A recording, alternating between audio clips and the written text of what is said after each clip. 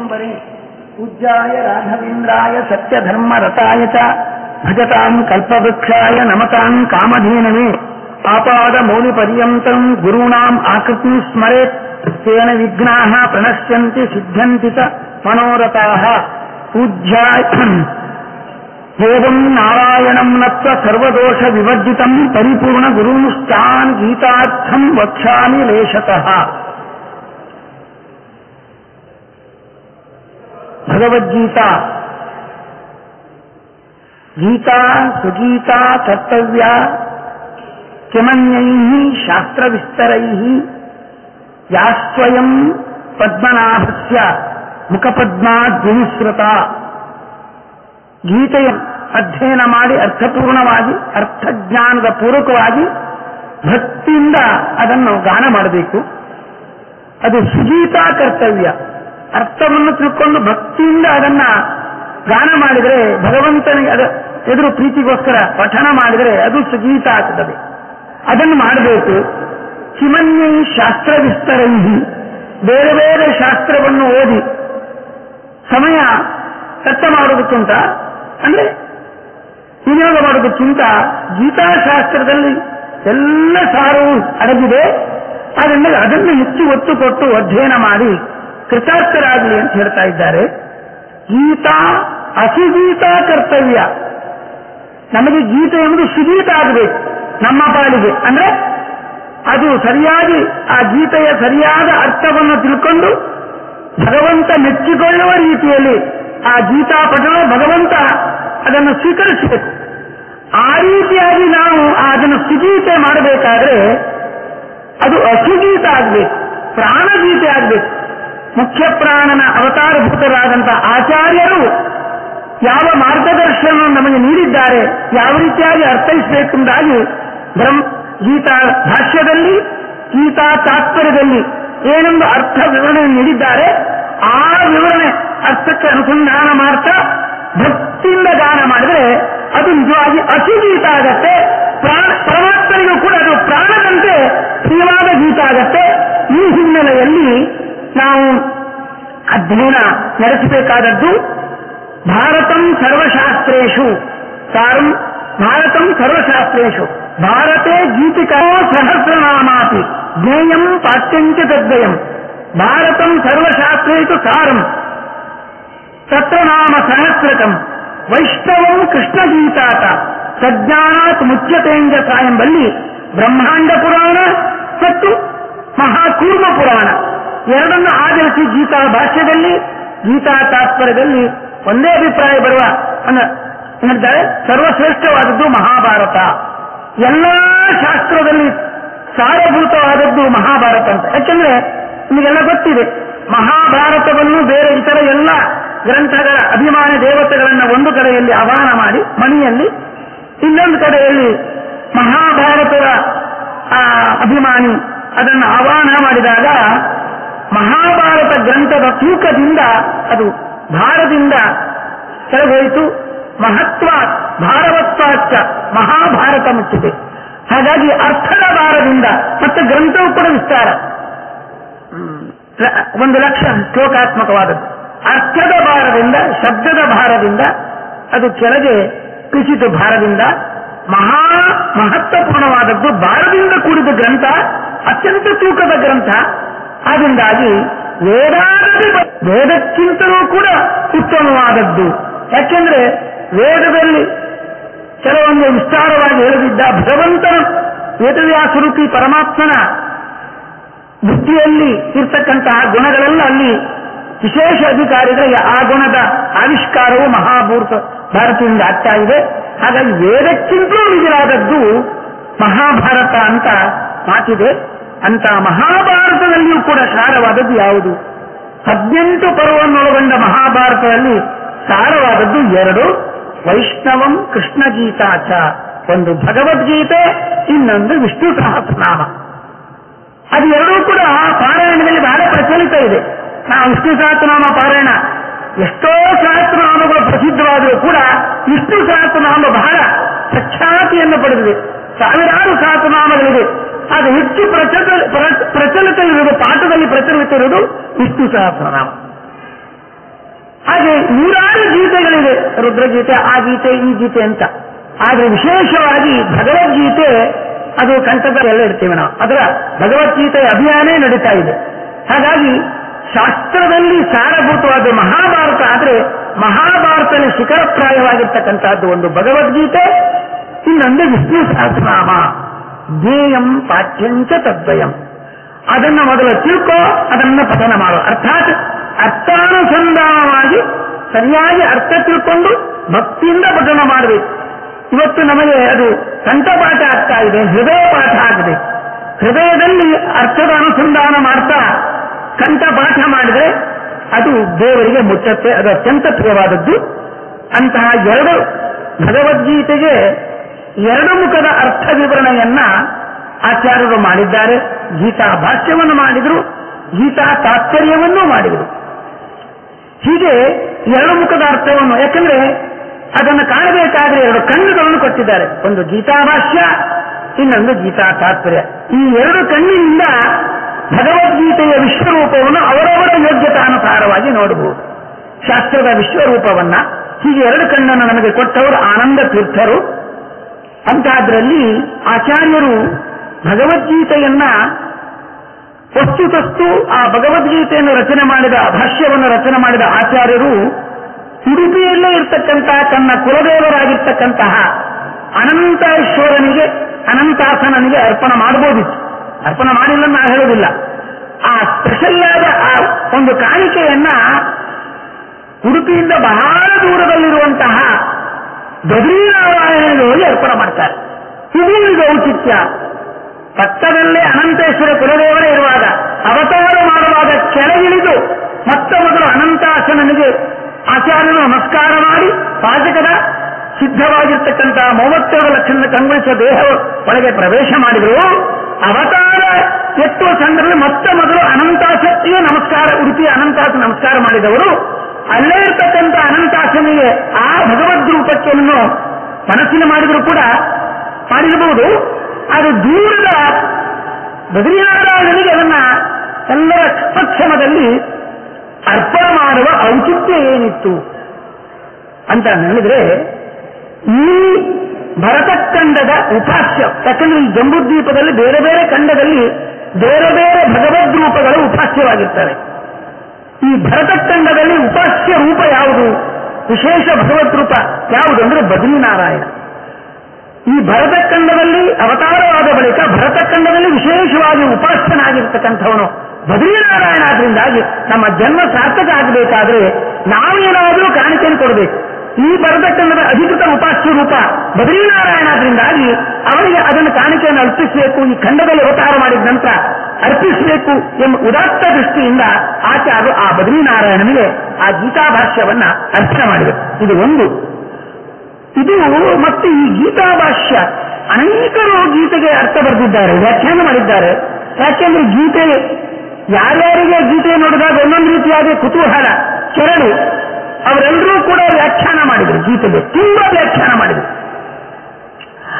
ಆದರೆ ಈ ವ್ಯಾಖ್ಯಾನ ಸಮರ್ಪಕವಾಗಿದೆ, ಇದು ನನ್ನ ಹೃದಯಕ್ಕೆ ಸಮ್ಮತವಾದದ್ದು ಅಂತ ಯಾರು ಹೇಳಬೇಕು? ಭಗವದ್ಗೀತೆಗೆ ಯಾವುದು ಮೂಲಕಾರ ಇದ್ದಾನೆ ಅವನು ಹೇಳಬೇಕು, ಅವನು ಸರ್ಟಿಫಿಕೇಟ್ ಮಾಡಬೇಕು, ಅವನು ಸರ್ಟಿಫಿಕೇಟ್ ಕೊಡಬೇಕು. ಭಗವದ್ಗೀತೆಗೆ ಮೂಲ ಎಲ್ಲಿ ಅಂತ ವಿಚಾರ ಮಾಡಲಿಕ್ಕೆ ಹೋದ್ರೆ ಅದು ಪಂಚರಾತ್ರಾಗಮ. ವೇದಾರ್ಥ ಪೂರ್ವಕಂ ಜ್ಞೇಯಂ ಅಂತ ಹೇಳ್ತಾರೆ. ಪಂಚರಾತ್ರ ಮಥಾಚಿಲಂ ತತ್ ಸಂಕ್ಷೇಪಶ್ಚ ಗೀತೆಯಂ ತಸ್ಮಾನ್ ನಾಸ್ಯಾತ್ ಸಮಂ ಕ್ವಚಿತ್. ವೇದಾರ್ಥಪೂರ್ಣ ಸ್ವಬ್ರಹ್ಮಿತವಾಗಿರ್ತಕ್ಕಂತಹದ್ದು ಇದು ಪಂಚರಾತ್ರಾಗಮ. ರಾಗಮದ ಸಂಗ್ರಹ, ಸಂಕ್ಷೇಪವೇ ಅದು ಭಗವದ್ಗೀತೆ. ಹಾಗಾಗಿ ಪಂಚರಾತ್ರಾಗಮದ ಮೂಲ ಇದಕ್ಕೆ ಈ ಭಗವದ್ಗೀತೆ. ಭಗವದ್ಗೀತೆಯನ್ನು ಆಧರಿಸಿ ಆಚಾರ್ಯರು ಗೀತಾಭಾಷ್ಯವನ್ನು ಮಾಡಿದರು. ಹಾಗಾಗಿ ಈ ಗೀತಾಭಾಷ್ಯಕ್ಕೆ ಮೂಲ ಯಾವುದು, ಮಹಾಮೂಲ ಯಾವುದು ಅಂದ್ರೆ ಅದು ಪಂಚರಾತ್ರಾಗಮ. ಆ ಪಂಚರಾತ್ರಾಗಮವನ್ನು ಮಾಡಿದವನು ಯಾರು? ಬದ್ರೀನಾರಾಯಣ. ಪಂಚರಾತ್ರಸ್ಯ ಕೃಷ್ಣಸ್ಯ ವಕ್ತ ನಾರಾಯಣ ಸ್ವಂ.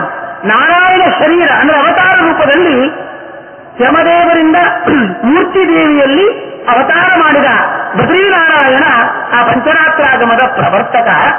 ಹಾಗಾಗಿ ಆ ಪಂಚರಾತ್ರ ಆಗಮದ ಸಾರವೇ ಅವರೇ ಬದ್ರಿನಾರಾಯಣನೇ ಕೃಷ್ಣನಾಗಿ ಅವತರಿಸಿ ಅದರ ಸಾರವನ್ನು ಅರ್ಜುನಿಗೆ ಹೇಳಿದ. ಅದರ ಸಾರವೇ ಗೀತಾಭಾಷ್ಯ. ಹಾಗಾದ್ರೆ ಈ ಗೀತಾಭಾಷ್ಯ ಮೂಲಕಾರನಿಗೆ ಸಮ್ಮತ ಅಂತ ಹೇಗೆ ನಾವು ಚರ್ಚೆ ಮಾಡಿದ್ರೆ ಆಗೋದಿಲ್ಲ, ಅವನು ಸರ್ಟಿಫಿಕೇಟ್ ಮಾಡಬೇಕು. ಅದಕ್ಕೆ ಮಾಡಿದ ನಾನು ಮಾಡಿದ್ದು ಸರಿಯೋ ಇಲ್ಲೋ ಅಂತ ಬದ್ರಿನಾರಾಯಣ ಹೇಳಬೇಕು, ಅವನು ಸರ್ಟಿಫೈ ಮಾಡಬೇಕು ಎಂಬ ದೃಷ್ಟಿಯಿಂದ ಆ ಗೀತಾಭಾಷ್ಯಕ್ಕೆ ಮೂಲಕಾರನಾಗಿರ್ತಕ್ಕಂತಹ ಬದ್ರಿನಾರಾಯಣನಿಗೆ ಆಚಾರ್ಯ ಮಧ್ಯರು ಅರ್ಪಿಸಿದರು. ಸರಿ, ಅವನು ಸರ್ಟಿಫಿಕೇಟ್ ಮಾಡಿದ್ದಾನೆ ಇಲ್ಲ ಸರಿ ಅಂತ ತೊಂದರೆ ಇದ್ರೆ ಒಂದು ಸರ್ತಿ ಆ ಬದ್ರಿನಾರಾಯಣನಿಗೆ ಗೀತಾರ್ಥಂ ವಕ್ಷ್ಯಾಮಿ ಶಕ್ತಿತಃ, ನನಗೆ ಶಕ್ತಿ ಇದ್ದಷ್ಟು ಗೀತೆಯ ಅರ್ಥವನ್ನು ಹೇಳ್ತೇನೆಂತ ಎಲ್ಲ ಜನರನ್ನು ಹಿಂಸರಿಸಿ ಹೇಳಿದ್ರಂತೆ ಆಚಾರ್ಯರು, ಮಧ್ವಾಚಾರ್ಯರು. ಆಗ ಬದ್ರಿನಾರಾಯಣ ಹೇಳ್ತಾ ಇದ್ರು ಒಂದು ಸ್ವಲ್ಪ ತಪ್ಪಿದೆ ಅಂತ.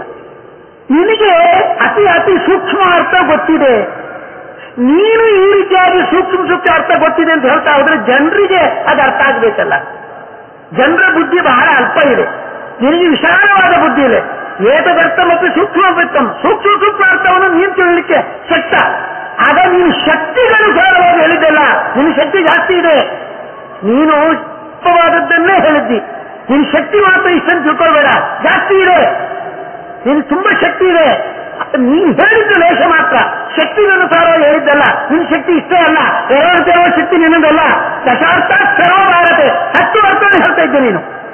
ಆದ್ರೆ ಜನರಿಗೆ ಅದು ಅರ್ಥ ಆಗುವುದಿಲ್ಲ, ಅವರಿಗೆ ಎದುಗುವುದಿಲ್ಲ, ಅವರ ಬುದ್ಧಿಗೆ ತಕ್ಕಂತೆ ಸಂಚಿತವಾಗಿ ಹೇಳಿದ್ಯಪ್ಪ.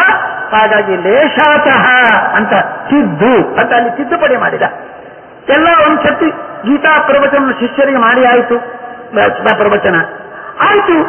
ಕೊನೆಗೆ ರಾತ್ರೋರಾತ್ರಿ ಏನಾಯಿತು, ಉಚ್ಚತ ಪಾನ್ಸ್ಮಾರ್ ಅಂತ ಭೂಮಿಯನ್ನು ತಟ್ಟಿ ಆ ಪ್ರತಿಮೆಯಲ್ಲಿ ಆ ಶಬ್ದ ಕೇಳಿಸ್ತದೆ. ಮಧ್ಯರಾತ್ರಿ ಕಾಲದಲ್ಲಿ ಬದಲಿಯಲ್ಲಿ ಪಾನ್ಸ್ಮಾರ್ ಅಂತ ಈಗ ಹೇಳೋದು ಹಾಗೆ. ಇನ್ನೊಂದು ಸರ್ತಿ ಪ್ರವಚನ ಆಗಲಿಂದ ಭೂಮಿಯನ್ನು ತಟ್ಟಿ ಆ ಪ್ರತಿಮೆಯಿಂದ ಆ ಶಬ್ದ ಬಂದಾಗ ಎಲ್ಲರೂ ಕೂಡ ಶಿಷ್ಯರು ಮಲ್ಕೊಂಡಿದ್ದವರು ಕೇಳಿದ್ದಾರೆ. ಮತ್ತೆ ಎಲ್ಲ ಶಿಷ್ಯರನ್ನು ಎಬ್ಬಿಸಿ ಮಧ್ಯರಾತ್ರಿ ಕಾಲದಲ್ಲಿ ಅನ್ಸ್ಕೊಂಡ ಭಗವದ್ಗೀತಾ ಭಾಷ್ಯವನ್ನ ಮತ್ತೆ ಪ್ರವಚನ ಮಾಡಿದ್ರು. ಇನ್ಯಾವ ಸರ್ಟಿಫಿಕೇಟ್ ಬೇಕು? ಅದಕ್ಕೋಸ್ಕರ ಬದ್ರಿನಾರಾಯಣ ಮೂಲ ಕಾರಣವಾದ ಬದ್ರಿನಾರಾಯಣನಿಗೆ ಆಚಾರ್ಯರು ಅರ್ಪಣ ಮಾಡಿ ಅನ್ಸ್ಕೊಂಡ ಭಾಷ್ಯ ಅನ್ಸ್ಕೊಂಡದ್ದು ಯಾವುದು? ಗೀತಾಭಾಷ್ಯ. ಆ ಭಾಷ್ಯ ಗೀತಾಭಾಷ್ಯ ಹೀಗಂತ ಅದು ಮತ್ತು ಗೀತಾ ತಾತ್ಪರ್ಯ ಅದೇ ನ್ಯಾಯದಿಂದ ಅದು ಬದ್ರಿನಾರಾಯಣನಿಗೆ ಅತ್ಯಂತ ಪ್ರಿಯವಾಗಿರ್ತಕ್ಕಂತಹದ್ದು. ಹಾಗಾಗಿ ಇವತ್ತು ನಮಗೆಲ್ಲರೂ ಕೂಡ ಯಾವ ವಿವಾದ ಇಲ್ಲದೆ ಎಲ್ಲರೂ ನಂಬತಕ್ಕಂತಹದ್ದು. ಯಾಕೆಂದ್ರೆ ಯಾವ ಆ ಮತ ಈ ಮತ ಏನಂದ್ರೆ ಪ್ರತಿಯೊಬ್ಬರೂ ಗೀತೆಯನ್ನು ಮಾನ್ಯ ಮಾಡ್ತಾರೆ. ಸರ್ವಂತಹದ್ದು ಭಗವದ್ಗೀತೆ. ಆ ಭಗವದ್ಗೀತೆ ನನಗೆ ಸಮರ್ಪಕವಾಗಿದೆ ಎಂಬುದನ್ನ ಬದ್ರಿನಾರಾಯಣ ಸೂಚನೆ ಮಾಡುವ ಮೂಲಕ ಆಚಾರ್ಯ ಮಧ್ಯರ ಭಾಷ್ಯದಲ್ಲಿ ಗೀತಾ ತಾತ್ಪರ್ಯದಡಿ ನಾವು ಅದರ ಚಿಂತನೆ ಮಾಡುವುದು ತುಂಬಾ ಔಚಿತ್ಯಪೂರ್ಣವಾಗಿದೆ. ಭಗವದ್ಗೀತೆಯಲ್ಲಿ ಭಗವಂತ ಈಗ ತಾನೇ ಸತ್ಯಧ್ಯಾನ ಕಟ್ಟೆಯವರು ಪ್ರಸ್ತಾವ ಮಾಡಿದಂತೆ ಮಾಸಾನ ಮಾರ್ಗಶೀರ್ಷೋಹಂ, ಮಾಸದಲ್ಲಿ ಮಾರ್ಗಶೀರ್ಷ ಮಾಸದಲ್ಲಿ ನನ್ನ ವಿಭೂತಿ ರೂಪ ಇದೆ, ಇತರ ಎಲ್ಲಾ ಮಾಸಗಳಿಂದ ಅದರಲ್ಲಿ ವೈಶಿಷ್ಟ್ಯ ಇದೆ ಅಂತ ನನ್ನ ಸನ್ನಿಧಾನ ಇರುವುದರಿಂದ ಅದು ವಿಶಿಷ್ಟಪೂರ್ಣ ವೈಶಿಷ್ಟ್ಯದಿಂದ ಕೂಡಿದ್ದು ಮಾರ್ಗಶೀರ್ಷ ಮಾಸ ಅಂತ. ಅದೇ ನಾವು ಮಾಡಬೇಕಾದದ್ದು ಯಾವುದು? ಯಾಕೆ ಗೀತಾ ಆವಿರ್ಭಾವ ಆದದ್ದು ಈ ಮಾಸದಲ್ಲಿ. ಮಾಡಬೇಕಾದದ್ದು ಏನು ಅಂದ್ರೆ ನಾವು ಮಾರ್ಗಶೀರ್ಷ ಮಾಡಬೇಕು. ಸಂಸ್ಕೃತದಲ್ಲಿ ಮಾರ್ಗ ಅಂದ್ರೆ ಮೃಗ ಅಂದ್ರೆ ಅನ್ವೇಷಣ ಮಾಡೋದು, ಮಾರ್ಗ ಅಂದ್ರೆ ಚೆನ್ನಾಗಿ ಚಿಂತನ ಮಾಡೋದು. ಮೃಗ ಅನ್ವೇಷಣ, ಶಾಸ್ತ್ರದಲ್ಲಿ ಅನ್ವೇಷಣ ಮಾಡೋದಂದ್ರೆ ವಿಚಾರ ಮಾಡೋದು, ಚಿಂತನ ಮಾಡೋದು, ಜಿಜ್ಞಾಸ ಮಾಡೋದು, ಮಂಥನ ಮಾಡೋದು ಅಂತ ಅರ್ಥ. ಮಂಥನದಲ್ಲಿ ಶ್ರೇಷ್ಠವಾದ ಸ್ಥಾನವಾದದ್ದು. ಶೀರ್ಷ ಅಂದ್ರೆ ಪ್ರಧಾನ, ಶಿಖರ ಸ್ಥಾನವಾದ ಶೀರ್ಷ ಅಂದ್ರೆ ಪ್ರಧಾನ. ಭಗವದ್ಗೀತಾ ಚಿಂತನ ವಿಚಾರ ಏನಿದೆ ಅದು ಶೀರ್ಷ ಸ್ಥಾನವಾದದ್ದು, ಶ್ರೇಷ್ಠವಾದದ್ದು, ಮೂರ್ಧನ್ಯ ಸ್ಥಾನದಲ್ಲಿರುವಂತಹದ್ದು. ಅದನ್ನು ಚಿಂತನೆ ಮಾಡಬೇಕು ಎಂಬುದು ಸೂಚಿತ. ಅಂತ ಅದರಲ್ಲಿ ದಶಮ ಅಧ್ಯಾಯದ ವಿಭೂತಿ ರೂಪಗಳು ಏನಿದೆ ಅಲ್ಲಿ ಭಗವಂತ ಈ ಜಗತ್ತಿನಲ್ಲಿ ಯಾವುದ್ಯಾವುದು ವಿಶಿಷ್ಟವಾದ ವಸ್ತು ಅಂತಿದೆಯೋ ಅದೆಲ್ಲವೂ ಕೂಡ ವೈಶಿಷ್ಟ್ಯವನ್ನು, ಶ್ರೇಷ್ಠತೆಯನ್ನು ಪಡೆದದ್ದು ಭಗವಂತನ ವಿಭೂತಿ ರೂಪದ ಸನ್ನಿಧಾನದ ಪ್ರಭಾವದಿಂದ. ಹಾಗಾಗಿ ಯಾರಲ್ಲಾದ್ರೂ ಈ ಜಗತ್ತಿನಲ್ಲಿ ವೈಶಿಷ್ಟ್ಯ ಇದ್ರೆ, ಒಬ್ಬ ತನ್ನಲ್ಲಿ ಏನಾದರೂ ವೈಶಿಷ್ಟ್ಯ ಇದ್ರೆ, ಇತರರಲ್ಲಿ ವೈಶಿಷ್ಟ್ಯ ಇದ್ರೆ ಅದು ದೇವರ ಸನ್ನಿಧಾನದಿಂದ, ದೇವರ ಅನುಗ್ರಹದಿಂದ. ತತ್ರ ತತ್ರ ಸ್ಥಿತೋ ವಿಷ್ಣು ತಚ್ಚಕ್ತಿ ಪ್ರಬೋದಯನ್ ಏಕ ಏವ ಮಹಾಶಕ್ತಿ ಕುರುತೆ ಸರ್ವಮಂಜಸ ಅಂತ ಹೇಳಿದಾಗೆ ಆ ವಿಭೂತಿ ಆ ಭಗವದ್ರೂಪದ ಸನ್ನಿಧಾನದಿಂದ ಆ ಸಜಾತಿಯ ವಸ್ತುಗಳಲ್ಲಿ ಅಥವಾ ಕೆಲವು ಸಂದರ್ಭ ವಿಜಾತಿಯ ವಸ್ತುಗಳಿಂದ ಶ್ರೇಷ್ಠತೆ ಬರ್ತದೆ. ಈ ರೀತಿಯಾಗಿ ಯಾವ್ಯಾವ ಪದಾರ್ಥಗಳಲ್ಲಿ ಭಗವಂತನ ವಿಭೂತಿ ರೂಪ ಇದೆ ಅಂತ ಚಿಂತನೆ ಮಾಡತಕ್ಕಂತಹ ಅಧ್ಯಾಯ ಈ ಭಗವದ್. ಇದಕ್ಕೆ ಹಿಂದಿನ ಒಂದು ಸಂಬಂಧವನ್ನು ಆಚಾರ್ಯರು ಹೇಳ್ತಾ ಇದ್ದಾರೆ. ಇದು ಯಾಕೆ ಪ್ರಸ್ತುತವಾಯಿತು ಈ ವಿಭೂತಿ ರೂಪದ ಅಧ್ಯಾಯ ಅಂದ್ರೆ, ಹಿಂದೆ 6ನೇ ಅಧ್ಯಾಯದಲ್ಲಿ ಭಗವಂತನನ್ನು ಕಾಣಬೇಕಾದ್ರೆ ಧ್ಯಾನ ಯೋಗವನ್ನ, ಧ್ಯಾನದ ಉಪಾಯವನ್ನ, ಧ್ಯಾನ ರೂಪವಾದ ಸಾಧನವನ್ನು ಹೇಳಿದ. ಕೊನೆಯಲ್ಲಿ ಭಗವದ್ಗೀತೆ 2 ಸತಿ ಬರುತ್ತೆ. ಒಂದು ನವಮ ಅಧ್ಯಾಯದಲ್ಲಿ ಬರುತ್ತೆ, ಕೊನೆಗೆ 18ನೇ ಅಧ್ಯಾಯದಲ್ಲಿ ಬರುತ್ತೆ. 2 ಸತಿ ಬರ್ತದೆ. ಮನ್ಮನ ಭವ ಮದ್ಭಕ್ತೋ ಮಧ್ಯಾದೀವ ಅನ್ನಮಸ್ಕರು ಅಂತ 2 ಬಾರಿ ಹೇಳಿರ್ತಕ್ಕಂಥ ಮಾತು. ಮಧ್ಯದಲ್ಲಿ 9ನೇ ಅಧ್ಯಾಯದಲ್ಲಿ, ಕೊನೆಯ 18ನೇ ಅಧ್ಯಾಯದಲ್ಲಿ 2 ಸತ್ಯ ಬರುತ್ತೆ. ತುಂಬಾ ಮಹತ್ವಪೂರ್ಣವಾದ ಮಾತು. ಮನ್ಮನ ಭವ ಮದ್ಭಕ್ತೋ ಮಧ್ಯಾದಿ ಮಾನ್ನಮಸ್ಕರು. ಅಲ್ಲಿ ಮನ್ಮನ ಭವ, ನನ್ನಲ್ಲಿ ಮನಸ್ಸಿರು, ನನ್ನನ್ನೇ ಧ್ಯಾನ ಮಾಡ್ತಾ ಇರು ಅಂತ ಅದರ ಅಭಿಪ್ರಾಯ. ಹಾಗೆ ಅಧ್ಯಾಯದ 9ನೇ ಅಧ್ಯಾಯದ ಕೊನೆಯಲ್ಲಿಯೂ ಧ್ಯಾನದ ಪ್ರಸ್ತಾವ ಬಂದಿದೆ. ಆ ಧ್ಯಾನಕ್ಕೋಸ್ಕರ ವಸ್ತುದಷ್ಟು ಹಿಂದೆ ಬಂದಿದೆ 7ನೇ ಅಧ್ಯಾಯದಲ್ಲಿ ರಸೋಹಮಪ್ಸು ಕೌಂತೆಯ ಅಂತ ಭಗವಂತನ ವಿಭೂತಿ ರೂಪದ ಉಲ್ಲೇಖ ಬಂದಿದೆ.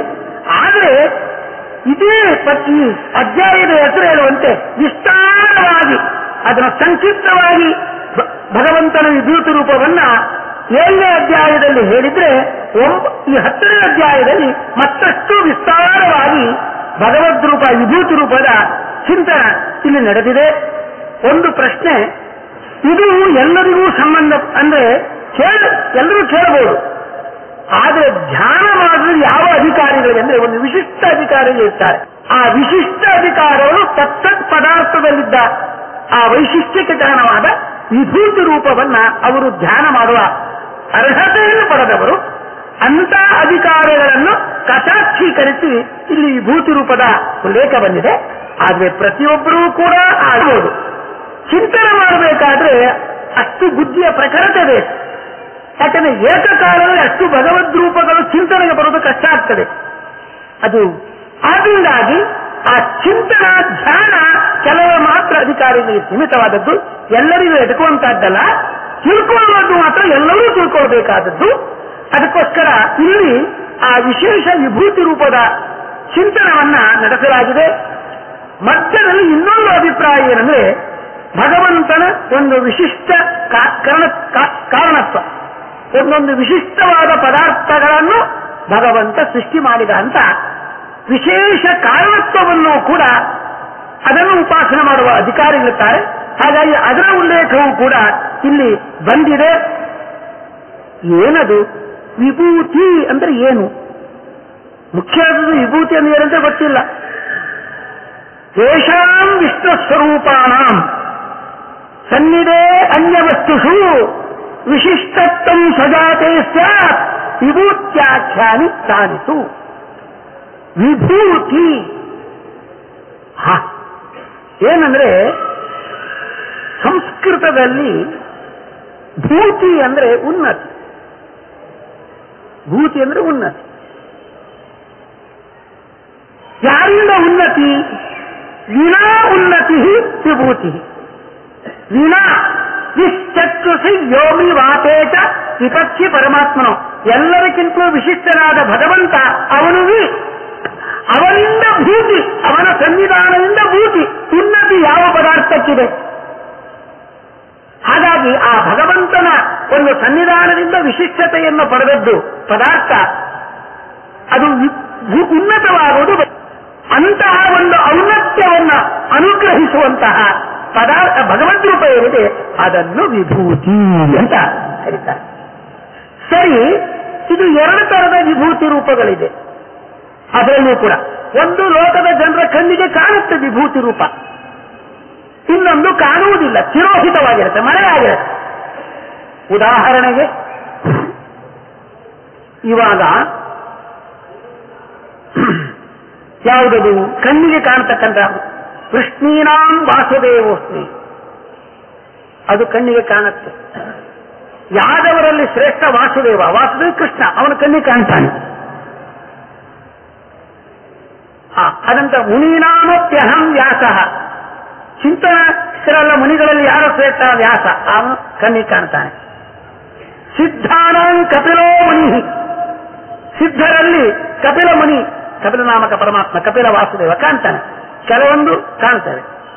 ಪಾಂಡವರಲ್ಲಿ ಧನಂಜಯ, ಪಾಂಡವರಲ್ಲಿ ಧನಂಜಯ ಅಂದ್ರೆ ಜೀವನ ಬಿಟ್ಟು, ಮೂವರಲ್ಲಿ ಅರ್ಜುನ ಶ್ರೇಷ್ಠ. ಅಲ್ಲಿ ಒಳಗಿರುವ ರೂಪ ಕಾಣುವುದಿಲ್ಲ, ಅದು ಪ್ರತ್ಯಕ್ಷ ಇಲ್ಲ, ಅದು ಒಳಗಡೆ ಇರುತ್ತೆ ಅದು ಆ ರೂಪ. ವೇದಾನಾಂ ಸಾಮವೇದೋಸ್ಮಿ, ಸಾಮವೇದ ಕಾಣುತ್ತೆ, ಸಾಮವೇದ ಒಳಗಿರುವ ರೂಪ ಕಾಣುವುದಿಲ್ಲ. ನರಾನಂತೆ ನರಾಧಿಪಂ, ನರದಲ್ಲಿ ನರಾಧಿಪ ಶ್ರೇಷ್ಠ. ಆ ನರಾಧಿಪನಲ್ಲಿ ಯಾರಿರ್ತಾನೆ? ರಾಜರಾಜೇಶ್ವರ ರೂಪ ಇದೆ, ಅದು ನಮಗೆ ಕಣ್ಣಿಗೆ ಕಾಣುವುದಿಲ್ಲ. ಕೆಲವೊಂದು ಕಣ್ಣಿಗೆ ಕಾಣುವುದಿಲ್ಲ, ಕೆಲವೊಂದು ಕಣ್ಣಿಗೆ ಕಾಣುತ್ತೆ. ಹೀಗೆ ಪ್ರತ್ಯಕ್ಷವಾಗಿ ಕಾಣತಕ್ಕಂಥ ವಿಭೂತಿ ರೂಪ, ಕಾಣದೆ ಮರೆಯಾಗಿ ಒಳಗಡೆ ಇರ್ತಕ್ಕಂಥದ್ದಿದೆ. ಆ ರೂಪಗಳ ವೈಶಿಷ್ಟ್ಯ ಏನಂದ್ರೆ ಇನ್ನೊಂದು ಹೇಳ್ತಾರೆ, ಅದು ಸ್ವಜಾತೀಯ ಶ್ರೇಷ್ಠತೆಯನ್ನ, ಸ್ವಜಾತೀಯ ಸಜಾತೀಯ ಏಕದೇಶ ಶ್ರೇಷ್ಠತೆಯನ್ನ, ವಿಜಾತೀಯ ಶ್ರೇಷ್ಠತೆಯನ್ನು ಹೇಳ್ತಕ್ಕಂಥದ್ದು ಅಂತ 3 ತರದ್ದಿದೆ. ಇವಾಗ ಸ್ರೋತಸಾಮಸ್ಮಿ ಜಾಹ್ನವಿ, ಹರಿಯತಕ್ಕಂತಹ ನದಿಗಳಲ್ಲಿ ಯಾವುದು ಶ್ರೇಷ್ಠ? ಗಂಗೆ ಶ್ರೇಷ್ಠ. ಎಲ್ಲಾ ನದಿಗಳನ್ನು ತಗೊಂಡ್ರೆ, ಸಜಾತಿ ನದಿಯನ್ನು ತಗೊಂಡ್ರೆ ಗಂಗಾ ನದಿ ಸರ್ವಶ್ರೇಷ್ಠವಾದದ್ದು. ಸಜಾತಿಯ ನದಿಗಳಲ್ಲಿ ಸಮಗ್ರವಾದ ಎಲ್ಲಾ ನದಿಗಳು ತಗೊಂಡ್ರೆ ಗಂಗೆಗಿಂತ ಉತ್ತಮವಾದ ನದಿ ಇಲ್ಲ. ಯಾಕೆ? ಅಲ್ಲಿ ಜಾಹ್ನವಿ ರೂಪದಿಂದ ಭಗವಂತ ಇರ್ತಾನೆ.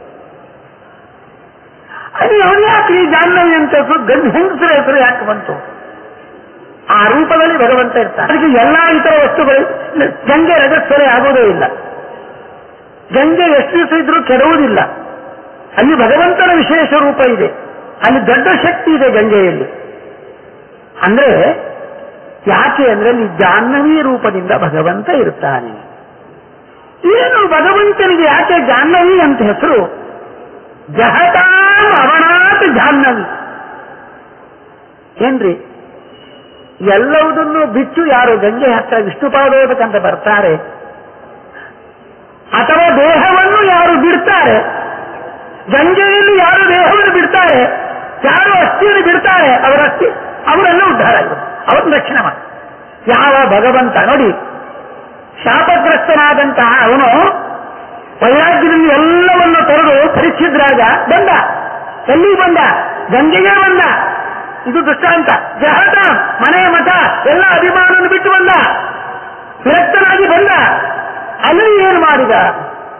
ಅಲ್ಲಿ ನಮಗೆ ಕೃಷ್ಣ ಕಥೆಯೇ ಸಾಕು, ವಿಷ್ಣುಪಾದ ಸೇವೆಯೇ ಸಾಕು ಅಂತ ಆ ಗಂಗಾ ಸಾನ್ನಿಧ್ಯದಲ್ಲಿ ಗಂಗಾಧರ ಅನಿಸ್ಕೊಂಡ ಮಹಾರುದ್ರದೇವರ ಅವತಾರಭೂತರಾಗಿರ್ತಕ್ಕಂತಹ ಶುಕಾಚಾರ್ಯರಿಂದ ಭಾಗವತ ಗಂಗೆಯನ್ನು ಪಾನ ಮಾಡಿದ.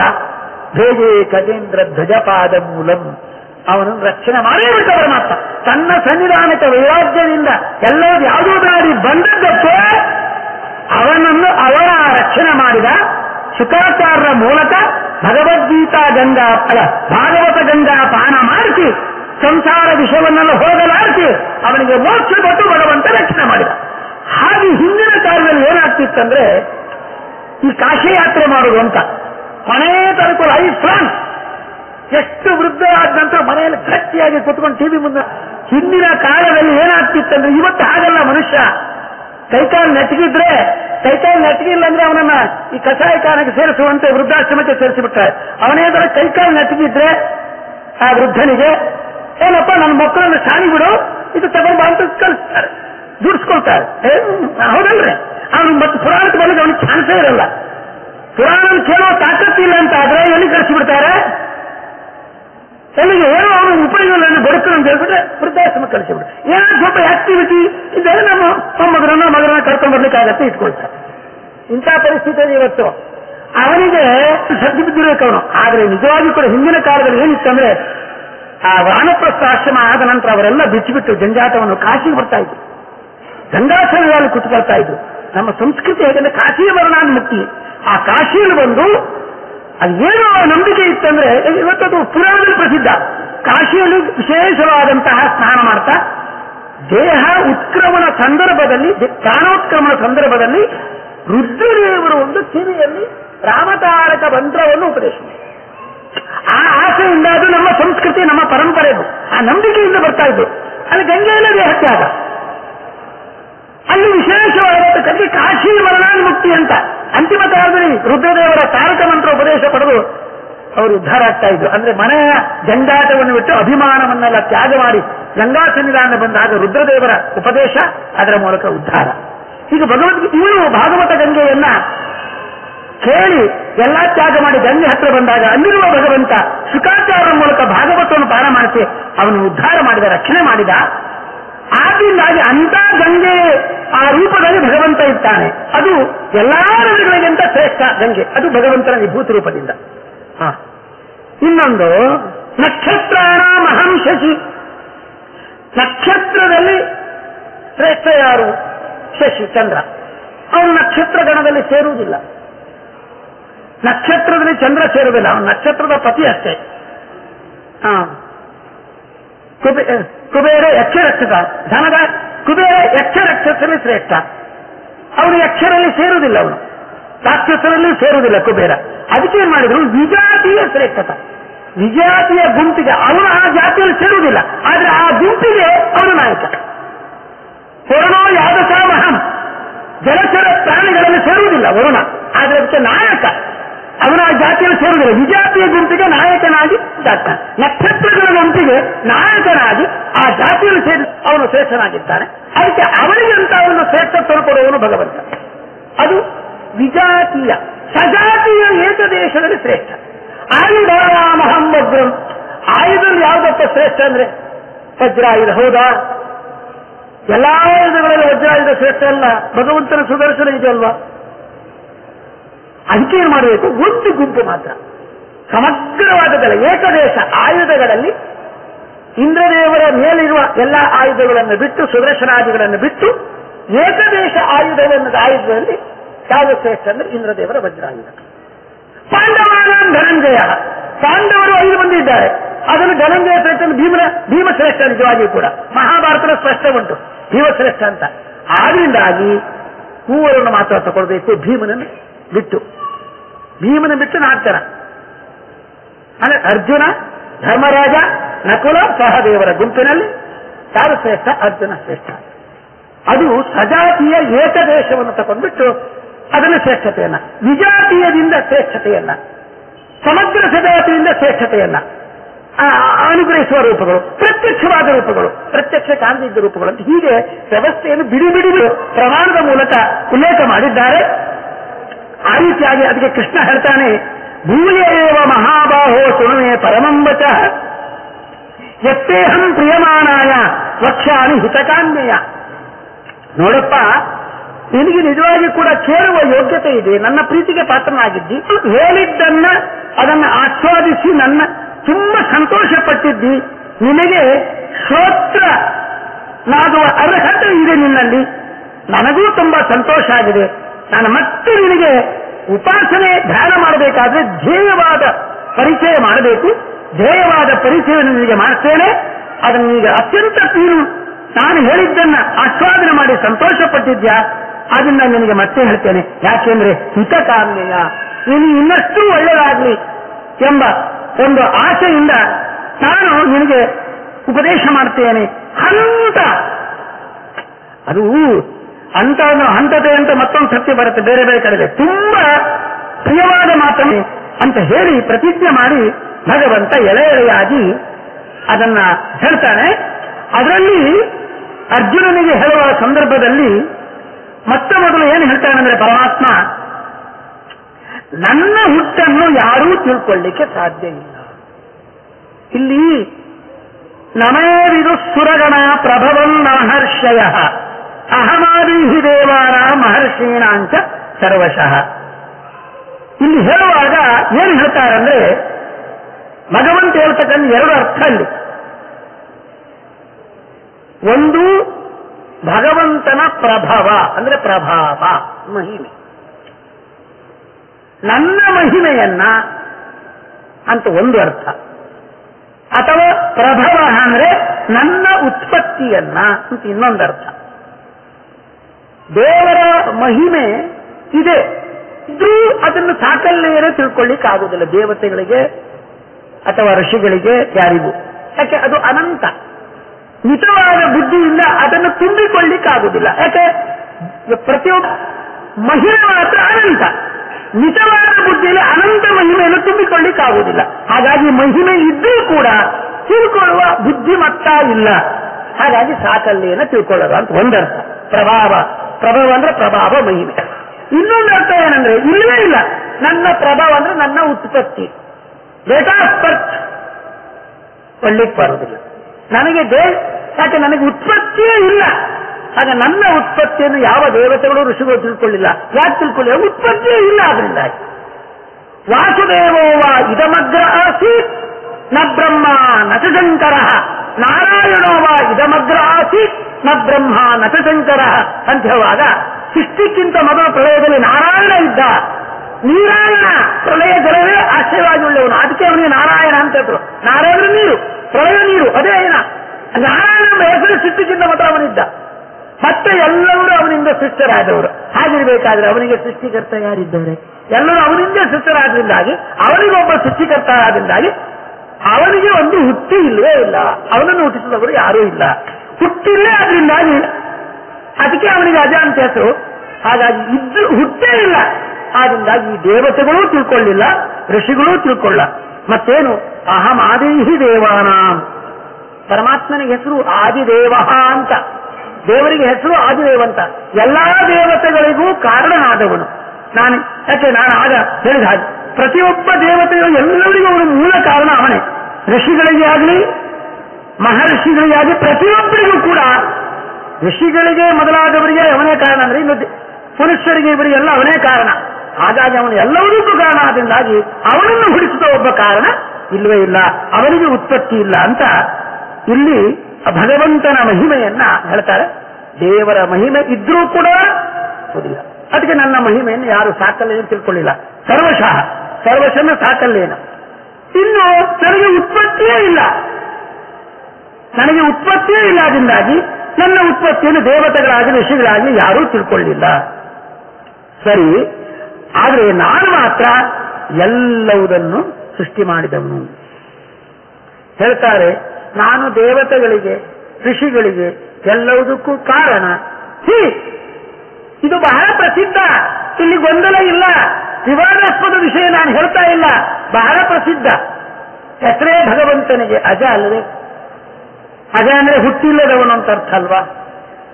ಇನ್ನೊಂದು ಹೇಳಿದಾಗ ನಾರಾಯಣ ಅವನು ಅಂತ ಅರ್ಥ. ಪ್ರತಿಯೊಬ್ಬರು ಹೇಳ್ತಾರೆ, ಆಲದ ಎಲೆಯ ಮೇಲೆ ಮಲಗಿದ ಶಿಶುವೆ ಬಾಲಂ ಮುಕುಂದಂ ಮನಸಾ ಸ್ಮರಾಮಿ. ಪ್ರಳಯ ಕಾಲದಲ್ಲಿ ಯಾರೂ ಇಲ್ದಿದ್ದಾಗ ತನ್ನ ಆ ಪಾದದ ಬೆರಳನ್ನು ಚೀರ್ತಾ ಮಾಯಾ ಶಿಶು ಅಂಗ್ರಿಪಾನ, ಮಾಯಾ ಶಿಶುವಾಗಿ, ಮಾಯಾ ಅಂದ್ರೆ ತನ್ನ ಇಚ್ಛೆಯಿಂದಲೇ ತಾನು ಶಿಶುರೂಪವನ್ನು ತಾಳಿ ಬಾಲ ಮುಕುಂದ ಆಲದ ಎಲೆಯ ಮೇಲೆ ಮಲಗುತ್ತಾ ಆಯಾ ಮಾರ್ತಾಂಡ ಋಷಿಗೆ ಆ ಪ್ರಳಯದ ಒಂದು ಸ್ಯಾಂಪಲ್ ಮಾದರಿ ಹೇಗಿರುತ್ತೆ ಅಂತ ತೋರಿಸಿಬಿಟ್ಟ. ಅವನೇ ಇದ್ದು ಆ ಹೆಬ್ಬವನ್ನು ಚಿತ್ತ ಕೂತ್ಕೊಂಡಿದ್ದ. ಹಾಗಾದ್ರೆ ಪ್ರಳಯ ಕಾಲದಲ್ಲಿ ಸೃಷ್ಟಿಕ್ಕಿಂತ ಮೊದಲು ಇರುವವನು ಯಾರು?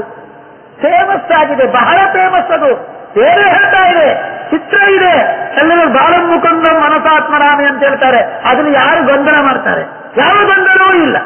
ಹಾಗಾಗಿ ನಾರಾಯಣೋವ ಇದಮಗ್ರಾಸಿ ವಾಸುದೇವೋವ ಇದಮಗ್ರಾಸಿ ಶ್ರುತಿಗಳು ಮತ್ತೆ ನಮ್ಮ ಭಾಗವತಾದಿ ಪುರಾಣಗಳಲ್ಲಿ ಚಿತ್ರಿಸಿರ್ತಕ್ಕಂತಹ ಬಾಲ ಮುಕುಂದನ ರೂಪ ಇದನ್ನೆಲ್ಲ ಅರ್ಥ ಮಾಡಿಕೊಂಡಾಗ ಇದರಲ್ಲಿ ವಿವಾದ ಇಲ್ಲ. ಹಾಗೆ ನಾ ಎಲ್ಲವುದಕ್ಕೂ ಕಾರಣ ಅಂತ ಭಗವಂತ ಹೇಳ್ತಾನೆ. ಮೊದಲು ಹೇಳ್ತಾನೆ ಪರಮಾತ್ಮ, ಮೋಕ್ಷಕ್ಕೆ ಅತ್ಯಂತ ಉಪಯುಕ್ತವಾದ ಜ್ಞಾನ ಏನಂದ್ರೆ ದೇವರ ಮಹಿಮೆ ಏನಂದ್ರೆ ಎಷ್ಟೋ ಪದಾರ್ಥ ನಾವು ತಿಂತೇವೆ. ಒಬ್ಬರು ನೋಡಿದ್ರೆ ನಮಗೆ ಒಳ್ಳೇದಾಗೋದಿಲ್ಲ, ಬೇಕಾದ್ರೆ ಕೆಡುಕಂತ ಆಗ್ಬೋದು, ಒಳ್ಳೇದಂತೂ ಆಗೋದಿಲ್ಲ ಗ್ಯಾರಂಟಿ.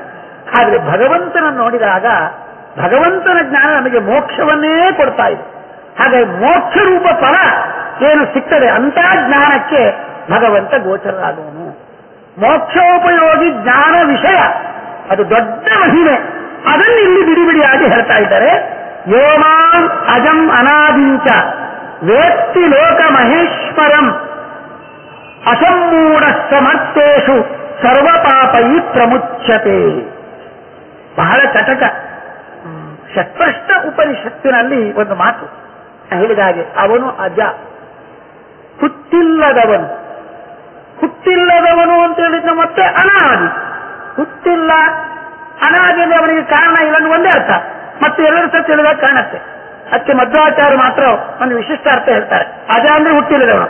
ಹುಟ್ಟಿಲ್ಲದವನು ಅವನಿಗೆ ಕಾರಣ ಇಲ್ಲ ಅಂತ ಅರ್ಥ ಆಯ್ತು. ಮತ್ತೆ ಅನಾದಿ, ನೋ, ಕಾರಣ ಇಲ್ಲ ಮತ್ತೆ ಪ್ರತ್ಯೇಕ ಹೇಳಬೇಕಾಗಿಲ್ಲ. ಹುಟ್ಟಿಲ್ಲ ಅಂದ್ರೆ ಕಾರಣ ಇಲ್ಲ ಅಂತ ಅರ್ಥ. ಆದರೂ ಮತ್ತೆ ಅನಾದಿ ಅಂತ ಹೇಳ್ತಾರೆ. ಅಂದ್ರೆ ಉಪನಿಷತ್ತಿನ ಸಾರ. ಸರ್ವೋಪನಿಷತ್ತ ಗಾವ ದೊಡ್ಡ ಗೋಪಾಲನಂದನ ಪಾರ್ಥೋ ವತ್ಸ ಸುಧೀರ್ ಭೋಕ್ತ ದುಗ್ಧಂ ಗೀತಾಮೃತಂ ಮಾತು.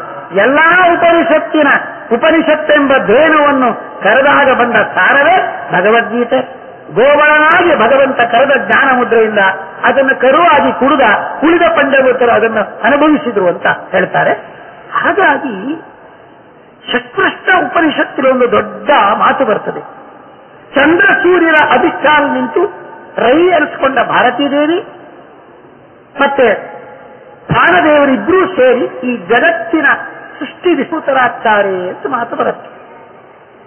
ಆವಾಗ ಪ್ರಾಣದೇವರು ಭಾರತೀ ದೇವಿ ಜೊತೆಗಿಸಿಕೊಂಡು ಚಂದ್ರ ಸೂರ್ಯ ಅಧಿಷ್ಠಾನ ನಿಂತು ಆ ಸೂರ್ಯ ಕಿರಣ ಚಂದ್ರ ಕಿರಣದಲ್ಲಿ ಒಂದು ಶಕ್ತಿಯನ್ನು ತುಂಬಿ ಸೃಷ್ಟಿ ವಿಸ್ತಾರಕ್ಕೆ ಅವರು ಕಾರಣರಾಗ್ತಾರೆ. ಅಂದ್ರೆ ಏನು, ಅವರೇ ಜಗತ್ತಿನ ತಂದೆ ತಾಯಿಗಳ, ಅವರೇ ಹೀರೋ, ಅವರೇ ದೊಡ್ಡವರು ಹಾಗಾದ್ರೆ ಎಂಬ ಆ ಪ್ರಾಣನ ಮಹಿಮೆ, ಭಾರತೀ ದೇವಿಯ ಮಹಿಮೆ ಹೇಳಿದಾಗ ಅವರೇ ಜಗತ್ಕಾರಣರು, ಅವರೇ ದೊಡ್ಡವರು, ಅವರೇ ಸುಪ್ರೀಂ ಎಂಬ ಭಾವನೆ ಬಂತು. ತಕ್ಷಣ ಉಪನಿಷತ್ತು ಹೇಳ್ತದೆ, ಆತ್ಮಕ ಏಷ ಪ್ರಾಣೋ ಜಾಯತೆ. ಅದಿಷ್ಟೆಲ್ಲಾ ಮಹಿಮಾ ಸಂಪನ್ನನಾದಂತಹ ಮುಖ್ಯ ಪ್ರಾಣನೂ ಕೂಡ ಅವನಿಗೂ ಹುಟ್ಟು, ದೇವರಿಂದ ಅವನು ಹುಡ್ತಾನೆ. ಆತ್ಮೇಶ ಬ್ರಹ್ಮ ಸಂಭವಾನ್. ಆತ್ಮ ಅಂದ್ರೆ ತ್ರಿಮೂರ್ತಿಗಳೆಲ್ಲ ಆತ್ಮ ಅಂದ್ರೆ ವಿಷ್ಣುವಿಗೆ ಹೆಸರು. ವಿಷ್ಣುವಿನೇ ಅಲ್ಲಿ ದತ್ತನಾಗಿ ಅವತರಿಸಿದ ಅಂತ. ಹಾಗಾಗಿ ಆತ್ಮ ಅಂದ್ರೆ ಪರಮಾತ್ಮ ವಿಷ್ಣು. ಅವನಿಂದ ಈ ಮುಖ್ಯ ಪ್ರಾಣ ಹುಡ್ತಾನೆ. ಅವನು ಸ್ವತಂತ್ರ ಅಲ್ಲ, ದೇವರನ್ನು ಹುಡುಸ್ತಾನೆ, ದೇವರಿಂದ ಪ್ರೇರಿತನಾಗಿ ದೇವರು ಶಕ್ತಿ ಕೊಡ್ತಾನೆ. ಪ್ರಾಣ ಇಷ್ಟದ ಕೆಲಸ ಭಾರತೀ ದೇವಿ ಜೊತೆಗೆ ಸೇರ್ಕೊಂಡು ಸೃಷ್ಟಿ ವಿಸ್ತಾರ ಮಾಡ್ತಾನೆ. ಅವನಿಗೆ ಸ್ವಂತ ಶಕ್ತಿ ಇಲ್ಲ, ಅದು ದೊಡ್ಡ ಮಹಿಮೆ. ಆತ್ಮತ ಏಷ ಪ್ರಾಣೋ ಜಾಯತೆ ಅಂತ ಅದನ್ನೇ ಹೇಳಿದ್ರು. ಅನಸ್ಯಾತಿ ಆದಿ. ಮುಖ್ಯ ಪ್ರಾಣ ದೊಡ್ಡ ಕೆಲಸ ಮಾಡ್ತಾನೆ, ಜಗತ್ತಿನ ವಿಸ್ತಾರಕ್ಕೆ ಅವನು ಕಾರಣ. ಮುಂದೆ ಬ್ರಹ್ಮ ಪದವಿ ಬಂದಾಗಲೂ ಆ ಕೆಲಸ ಮಾಡ್ತಾನೆ. ಅಂತ ಮುಖ್ಯ ಪ್ರಾಣನಿಗೂ ಕಾರಣನಾದವನು ಭಗವಂತ. ಅದು ಒಂದರ್ಥ. ಇನ್ನೊಂದು ಅರ್ಥ ಏನಂದ್ರೆ ಅನ ಆದಿ, ಎಲ್ಲ ಜಗತ್ತಿನ ಚೇಷ್ಟಕ. ಪ್ರತಿಯೊಂದು ಜಗತ್ತು ಈ ಚೇಷ್ಟೆ ಮಾಡಬೇಕಾದ್ರೆ, ಸ್ಪಂದನ ಆಗಬೇಕಾದ್ರೆ ಪರಮಾತ್ಮ ಬೇಕು. ಪರಮಾತ್ಮ ಇಲ್ಲ ಅಂತ ಆದ್ರೆ ಚಲ. ಯಾಕೆಂದ್ರೆ ನಿಮಗೆ ಉಪನಿಷತ್ತು ಕತೆ ಗೊತ್ತಿದೆ. ಚಲವಕಾರ ಉಪನಿಷತ್ತಿನನ್ನು ಕಟಾಕ್ಷೀಕರಿಸಿ ಹೇಳಿದಂತ ಮಾತು ಇದು. ಬರ್ತಾನೆ. ಯಾಕಂದ್ರೆ ದೇವತೆಗಳು ಪರಮಾತ್ಮನ ಅನುಗ್ರಹದಿಂದ ಎಲ್ಲ ದೈತ್ಯರನ್ನು ಗೆದ್ದುಬಿಡ್ತಾರೆ. ಗೆದ್ದುಬಿಟ್ರು ಹೊರಗೆ ರಣರಂಗದಲ್ಲಿ, ಆದರೆ ಅಂತರಂಗದಲ್ಲಿ ಸೋತರು. ಕೊನೆಗೇನಾಯ್ತು?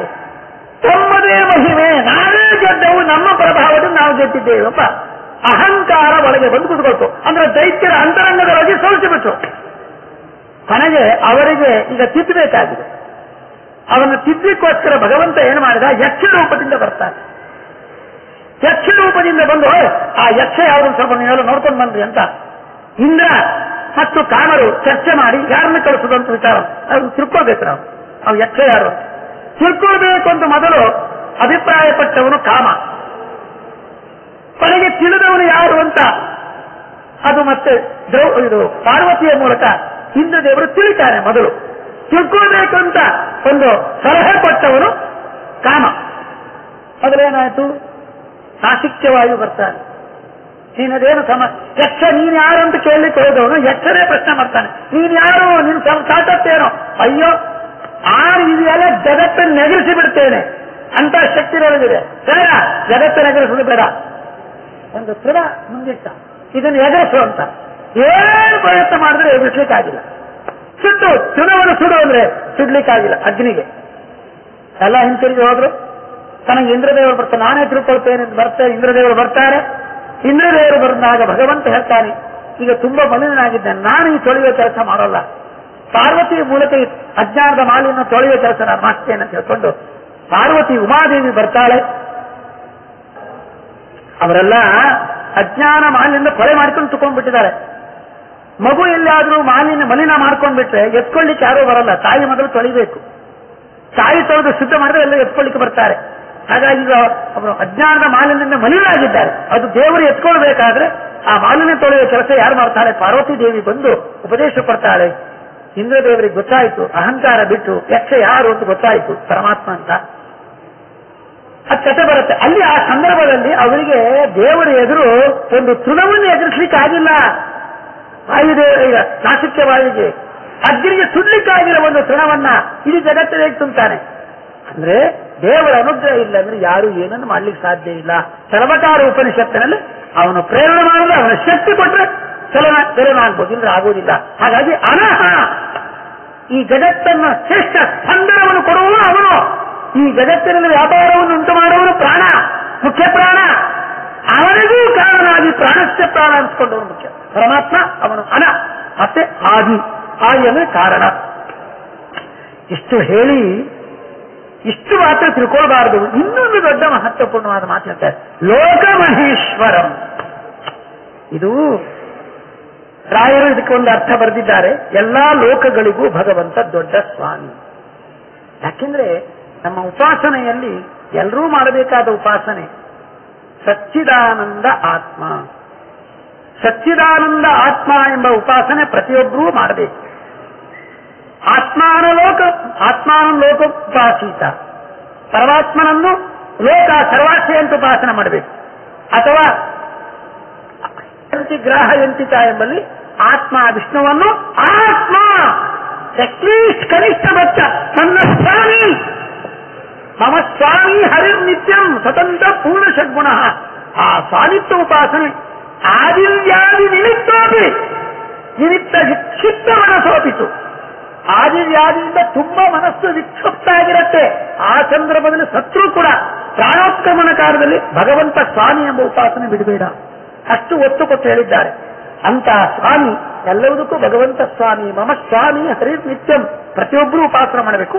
ಎಲ್ಲಾ ಲೋಕಗಳಿಗೂ ಅವನ ಮಹಾಸ್ವಾಮಿ ಅಂತ ರಾಯರು ಅರ್ಥ ಬರೆದ್ರು. ನನ್ನ ಅಭಿಪ್ರಾಯದಲ್ಲಿ ಇನ್ನೊಂದು ಮುಖದ ಅರ್ಥವನ್ನು ಹೇಳಬೇಕು. ಯಾಕೆ ಮೋಕ್ಷಕ್ಕೆ ಉಪಯುಕ್ತವಾದ ಇದು ಕಾಟಿಕ ಉಪನಿಷತ್ತನ್ನು ವಿಮರ್ಶೆ ಮಾಡಿದಾಗ ಗೊತ್ತಾಗತ್ತೆ. ಅವನು ಸರ್ವಕಾರ ಇದು ಕಾಟಿಕ ಉಪನಿಷತ್ತಿನಲ್ಲಿ ನಚಿಕೇತ ತಂದೆಯಿಂದ ಶಕ್ತನಾಗಿ ಯಮದೇವರ ಹತ್ರ ಬರ್ತಾನೆ ದೇಹತ್ಯಾಗ ಮಾಡಿ.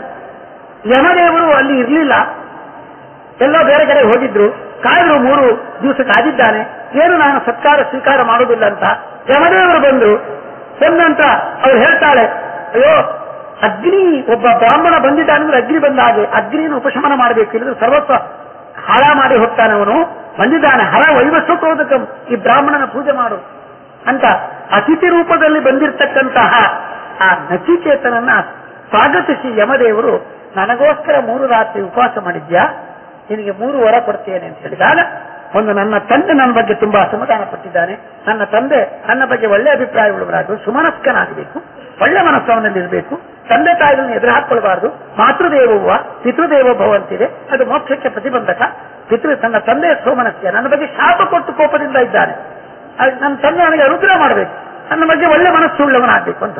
ಇನ್ನು ಸ್ವರ್ಗಜ್ಞಿ, ಮೋಕ್ಷ ಉಪಯೋಗದ ಜ್ಞಾನ ಪಡೆದ ನಂತರ ಮೋಕ್ಷದಲ್ಲಿ ಆನಂದ ಅತಿಶಯಕ್ಕೋಸ್ಕರ 360 ಇಟ್ಟಿಗೆಯಲ್ಲಿ ವೇದಿಕೆಯನ್ನು ನಿರ್ಮಾಣ ಮಾಡಿ ಸ್ವರ್ಗಜ್ಞಿ ಅನಿಸ್ಕೊಂಡ ಭಗವಂತನ ಆರಾಧನೆ ಅಲ್ಲಿ ಆಹುತಿ ಕೊಟ್ಟು ಮಾಡಬೇಕಾದದ್ದು. ಆ ಭಗವದ್ ರೂಪದ ಅಗ್ನಿವಿದ್ಯೆಯನ್ನು ಉಪದೇಶ ಮಾಡಿ ಅಂತ ಹೇಳ್ತಾನೆ. ಅದನ್ನು ಓಕೆ ಅಂತ ಉಪದೇಶ ಕೊಡ್ತಾನೆ. 3ನೇದು ಮರಣ. ಸಪ್ತ ನಂತರ ಲೇಯಂ ಪ್ರೇತೆ ವಿಚಿತಿಸ್ತ ಅಸ್ತೀತಿ ಚೇಚೆ ನಾಯಂ ಅಸ್ತೀತಿ ಚೇಚೆ. ಸತ್ತ ನಂತರ ಆ ಮೃತ ಪುರುಷನಿಗೆ ಅದು ಪರಮ ಮೃತನಾಗಿರಬಹುದು, ಪದೇ ಪದೇ ಮೃತನಾಗಿರಬಹುದು, ಆ ವ್ಯಕ್ತಿಗೆ ನಿಯಾಮಕನಾಗಿ ಭಗವಂತ ಇದ್ದಾನೋ ಇಲ್ವೋ, ಸತ್ತ ನಂತರ ಆ ಮೋಕ್ಷದಲ್ಲಿ ಭಗವಂತ ನಿಯಾಮಕನಾಗಿದ್ದಾನೋ ಇಲ್ವೋ ಸ್ವಲ್ಪ ಹೇಳ್ರಿ. ಮರಣಮ್ಮ ಅನುಪ್ರಾಕ್ಷಿ, ಮೋಕ್ಷ ಅದ್ರ ಬಗ್ಗೆ ನಾನು ಹೇಳಲಿಕ್ಕೆ ಸಾಧ್ಯ ಆಗುದಿಲ್ಲ. ದೊಡ್ಡ ಗೊಂದಲ ಇದೆ. ಸಸೆ ಅದು ಬಿಟ್ಬಿಟ್ಟು ಮತ್ತೆ ಏನ್ ಬೇಕಾದ್ರೆ ಕೇಳು, ನಿನಗೆ ಆಯುಷ್ಯ ಕೊಡ್ತೇನೆ, ಸಂಪತ್ತು ಕೊಡ್ತೇನೆ, ಮಕ್ಕಳು ಕೊಡ್ತೇನೆ, ಮರಿಮಕ್ಕಳು ಕೊಡ್ತೇನೆ, ಏನೋ ಅದು ಮಾತ್ರ ಕೇಳಬೇಕು. ನನಗೆ ಅದೇ ಬೇಕು ಅಂತ ಪಟ್ಟಿಡಿತಾನೆ. ಅದನ್ನು ಪಕ್ಕ ಬಿಟ್ಟುಕೊಡುವುದಿಲ್ಲ. ಅದು ಎಂಥ ರಹಸ್ಯ ಅಂದ್ರೆ ಸತ್ತ ನಂತರ ಮುಕ್ತರ ಒಳಗೆ ಭಗವಂತ ನಿಯಾಮಕನಾಗಿ ಇದ್ದಾನೋ ಇಲ್ಲವೋ ಎಂಬ ಗೊಂದಲ. ಯಾಕೆಂದ್ರೆ ಕೆಲವು ಮತಗಳಲ್ಲಿವೆ ಎಲ್ಲರೂ ಸರ್ವೇ ಏಕೀಭವಂತಿ, ಎಲ್ಲರೂ ನದಿಗಳಲ್ಲಿ ಸಮುದ್ರದ ನದಿಗಳಲ್ಲಿ ಸೇರಿದಾಗ ಒಂದೇ ಆಗತ್ತೆ, ಹಾಗೆ ಎಲ್ಲರೂ ಒಂದಾಗ್ತಾರೆ ಅಂತ ಐಕ್ಯ, ಜೀವ ಪರಮಾತ್ಮನ ಐಕ್ಯ, ಸ್ವರೂಪ ಐಕ್ಯ ಅಂತ ಒಂದು. ಇಲ್ಲ, ಅಲ್ಲಿ ಬೇರೆ ಇರ್ತಾರೆ, ಭಗವಂತನ ದಾಸರಾಗೇ ಇರ್ತಾರೆ, ಭಗವಂತನ ಸ್ಥಾನದ ಆನಂದ ಭರಿತರಾಗಿ ಪ್ರತ್ಯೇಕವಾಗಿ ಅಲ್ಲಿಯೂ ಮತ್ತೆ ದಾಸ ಪ್ರತ್ಯಭಾವ ಇದ್ದೇ ಇರುತ್ತೆ. ಇನ್ನೊಂದು ಮಾತ್ರ ಇದೊಂದು ಗೊಂದಲ. ಇದನ್ನು ಮಾತ್ರ ಕೇಳಬೇಡ, ನಾನು ಕೊಡಲ್ಲ ಅಂತ ಹೇಳಿಬಿಟ್ಟ. ಆದ್ರೆ ಬಿಡ್ಲಿಲ್ಲ, ಪಟ್ಟೆ ಇರುತ್ತೆ, ನನಗೆ ಅದೇ ಬೇಕು. ಇದು ದೊಡ್ಡ ಗೊಂದಲದಿದೆ. ನಿನ್ನಂತ ಒಬ್ಬ ಪ್ರವಚನಕಾರ ಇರುವಾಗ, ಗುರು ಇರುವಾಗ ಯಾರು ಬಿಟ್ಟುಕೊಳ್ಳಲು ಸಾಧ್ಯ ಇಲ್ಲ. ನಿನ್ನಿಂದ ನಾನು ನಿಶ್ಚರ್ತ ಮಾಡ್ಕೊಳ್ಬೇಕು. ಯಾಕೆ ಯಾವ ದೇವರು ಪಕ್ಕ ಬಿಟ್ಟುಕೊಡ್ಲಿಲ್ಲ ಅಂದ್ರೆ ಅದರಲ್ಲಿ ದೊಡ್ಡ ಗುಣ ಇದೆ ಅಂತ. ಏನಂದ್ರೆ ಅಭಿಜಾನನ್ ಮೊತ್ತೌ ಜೀವಾಂತರ ಸ್ಥಿತಂ ಈಶ್ವರಂ ನಿಯಾಮಕಂಚ ಜೀವಾನಾಂ ಮುಕ್ತಾನಾಂ ಸರ್ವಶಃ ಸರ್ವೋತ್ತಮತ್ವಾದಿನ್ ಅವಿಜ್ಞಾಯ ಪ್ರವೃತ್ತಿ ಸ್ಯಾತ್ ಕಥಂಚನ ಸತ್ಯ ಗೋಪ್ಯತ್ವ ವಿಜ್ಞಪ್ತೈ. ಎಲ್ಲ ತಿಳ್ಕೊಂಡ ನಂತರ ಕೂಡ ಮುಕ್ತರಿಗೂ ಭಗವಂತ ನಿಯಾಮಕನಾಗಿದ್ದಾನೆ ಎಂಬ ಆ ರಹಸ್ಯವನ್ನು ಎಲ್ಲಿವರೆಗೆ ತಿಳ್ಕೊಳ್ಳುವುದಿಲ್ಲ ಅಲ್ಲಿವರೆಗೆ ಅವನಿಗೆ ಮೋಕ್ಷ ಆಗುತ್ತದೆ. ಮುಕ್ತ ನಿಯಾಮಕತ್ವ ತಿಳ್ಕೊಳ್ಬೇಕು. ಮುಕ್ತರೊಳಗೂ ಭಗವಂತ ಇದ್ದಾನೆ. ಅದು ಎಲ್ಲ ಆತ್ಮನಿವೇದನ. ಆತ್ಮನಿವೇದನ ನೋಡಿ, ಆ ಭಕ್ತಿಯ ಮುಖಗಳನ್ನು ಹೇಳುವಾಗ ಒಬ್ಬ ಭಕ್ತ ಹೇಗಿರಬೇಕು ಅಂತ ಹೇಳುವಾಗ ಶ್ರವಣಂ ಕೀರ್ತನಂ ವಿಷ್ಣೋ ಸ್ಮರಣಂ ಪಾದಸೇವನಂ ಅರ್ಚನಂ ವಂದನಂ ದಾಸ್ಯಂ ಸಖ್ಯಂ ಆತ್ಮನಿವೇದನಂ ಅಂತ ಕೊನೆಗೆ ಆತ್ಮನಿವೇದನ. ಇವತ್ತು ಆತ್ಮನಿವೇದನ ಅಂದ್ರೆ ಆತ್ಮಾಹುತಿ. ಸೀಮೆಯನ್ನು ಸುರ್ಕೊಳ್ಳೋದು, ಬೆಂಕಿ ಕೊಡ್ಕೊಳ್ಳೋದು. ಎಂತ ದುರುಪಯೋಗ. ಆತ್ಮಾಹುತಿ ಅದಾಗಿಬಿಟ್ಟಿದೆ, ಅದೆಲ್ಲ ಆತ್ಮಾಹುತಿ. ಆತ್ಮನಿ ಅಂದ್ರೆ ಈ ಪರಮಾತ್ಮ ನನ್ನ ನಿತ್ಯ ಪ್ಯೂರ್ ಆತ್ಮ. ಯಾವಾಗ ಮುಕ್ತಾತ್ಮ, ಪ್ಯೂರ್ ಆತ್ಮ. ಅಲ್ಲಿ ಅನಾತ್ಮ ಜಡದ ಸಂಪರ್ಕ ಇರುವುದಿಲ್ಲ. ಆತ್ಮ ಇದ್ದಾನೆ, ಸ್ವಾಮಿಯಾದ ಭಗವಂತ ಇದ್ದಾನೆ. ಆತ್ಮನಿ ಮುಕ್ತಾತ್ಮನಲ್ಲಿ ಆತ್ಮನ ಸ್ವಾಮಿಯಾದ ಭಗವಂತನ ನಿವೇದನ, ಅರಿವು. ಮಮ ಸ್ವಾಮಿ ಹರಿ ನಿತ್ಯಂ. ಯಾಕಂದ್ರೆ ಮುಕ್ತಶ್ಯಾಪಿ ಮಮಾಂತಸ್ಥಃ ನಿಯಂತೈವ ಹರಿಸ್ತರ ಇತಿ ಜ್ಞಾನಂ ಸಮುದ್ದಿಷ್ಟಂ ಸಮ್ಯಕ್ ಆತ್ಮನಿವೇದನ. ಒಬ್ಬ ನಿಜವಾದ ಭಕ್ತ ಅವನ ಲಕ್ಷಣ ಹೇಗಿರುತ್ತಂದ್ರೆ ಮೋಕ್ಷಕ್ಕೋದಿರಂತರೂ ನನಗೆ ದೇವರ ಸ್ವಾಮಿಯಾಗಿದ್ದಾನೆ, ಎಂದೆಂದೂ ನಾನು ಭಗವಂತನ ದಾಸ, ಭಗವಂತ ನನಗೆ ಸ್ವಾಮಿ. ಇದು ಒಬ್ಬ ನಿಜವಾದ ಭಕ್ತನ ಲಕ್ಷಣ. ಅದು ಆತ್ಮನಿವೇದನ. ಅದು ಇಲ್ಲಿ ಹೇಳಿದ್ದಾರೆ ಸರ್ವಲೋಕ ಮಹೇಶ್ವರಂ. ಲೋಕ ಅಂದ್ರೆ ಲೋಕಲ್ ಅರ್ಥ ಹೇಳ್ಬೇಡ್ರಿ. ಲೋಕಲ್ ಅರ್ಥ ಯಾವುದು? ಲೋಕಲ್ಲೆಲ್ಲ ಬರ್ತಾ ಇಲ್ಲ. ಲೋಕಾಭಿರಾಶ್ಚಾಪಿ ವಿಮುಕ್ತ ರೂಪಾ ಲೋಕಾಭಿರಾಹ ಮುಕ್ತಾ ಪ್ರಕಾಶ ರೂಪಾ ಶತಪಂಚ ಸರ್ವೇ ಲುಕ್ ಪ್ರಕಾಶ. ಒಳ್ಳೆ ಪ್ರಕಾಶಮಾನರಾದರೂ ಮುಕ್ತರು, ಅವರನ್ನು ಲೋಕ ಅಂತ ಕರೀಬೇಕು. ಯಾವಾಗಲೂ ಕೂಡ ಲೋಕಲ್ ಅರ್ಥ ಹೇಳಬೇಡ್ರಿ. ಲೋಕ ಅಂದ್ರೆ ಏನರ್ಥ? ಲುಕ್ ಪ್ರಕಾಶ. ಯಾವಾಗಲೂ ಪ್ರಕಾಶದಿಂದ ವಿರಾಜಿಸ್ತಾ ಇರ್ತಾರಂತೆ ಮುಕ್ತರು. ಅವರಿಗೆ ಭಗವಂತ ಮಹೇಶ್ವರ, ಮಹಾಸ್ವಾಮಿ. ಮುಕ್ತರಿಗೆ ಸ್ವಾಮಿಗಳಾದವರು ಬಹಳ ಮಂದಿ ಇರ್ತಾರೆ. ನಮ್ಗಿಂತ ಉತ್ತಮರೆಲ್ಲ ನಮಗೆ ಸ್ವಾಮಿಗಳು, ನಿಯಾಮಕರು. ಆದ್ರೆ ಮಹೇಶ್ವರ ಯಾರು? ದೊಡ್ಡ ಈಶ್ವರ ಯಾರು ಅಂದ್ರೆ ಭಗವಂತ. ಹೀಗೆ ಮುಕ್ತರಲ್ಲಿ ಮಹಾನಿಯಾಮಕರಾಗಿ ಇರುವವನು ಭಗವಂತ ಅಂತ ಯಾರು ತಿಳ್ಕೊಳ್ತಾರೋ ಅಸಮ್ಮೂಢ ಸಮರ್ಥೇಶು ಸರ್ವ ಪಾಪೈ ಪ್ರಮುಚ್ಯತೆ ಅಂತವನು ಭ್ರಾಂತಿಹೀನನಾಗಿ ಎಲ್ಲ ಭ್ರಾಂತಿ. ಯಾಕಂದ್ರೆ ಭ್ರಾಂತಿಹೀನನಾಗಿ ತಿಳ್ಕೊಳ್ಬೇಕಂದ್ರೆ ಇದು ಸರಿಯಾದ ಜ್ಞಾನ ಅಂತ ಅರ್ಥ ಆಯ್ತು. ಮೋಕ್ಷದಲ್ಲಿಯೂ ಭಗವಂತ ನನಗೆ ನಿಯಾಮಕ ಎಂಬ ಜ್ಞಾನ. ಮೋಹ ಇಲ್ಲದೆ ಅದು ಮೋಹ ಮಿಥ್ಯಾಜ್ಞಾನ ಅಲ್ಲ, ಸರಿಯಾದ ಜ್ಞಾನ.